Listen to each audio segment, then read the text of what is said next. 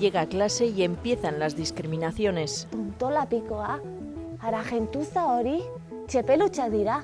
Ostikoka bidaliko nituzke beren herrialdeetara memeloak izateagatik. Una joven cuenta a su amigo que su padre es homosexual. Familia bada beste asko bezalakoa. Alumnos de la ESO y de bachiller de una escuela de Vitoria son testigos de escenas xenófobas y homófobas, esta vez en la ficción. A ver, asier, badakizu jende klase hori ez dala fidatzekoa.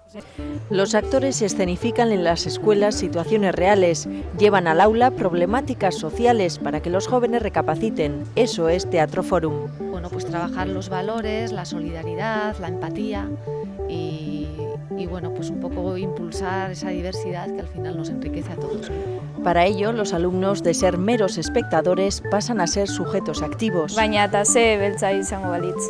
Repiten las escenas intentando dar soluciones a la situación en la que se rechaza al diferente. Bueno, creemos que es fundamental sentir empatía para poder dar un paso adelante. Entonces nuestro trabajo es muy emocional, estamos todos dentro de un círculo, actuamos en el medio. Durante este curso se han realizado ya 15 sesiones en diferentes escuelas de Vitoria, talleres con los que se pretende encender el debate y sensibilizar a los más jóvenes sobre los derechos humanos.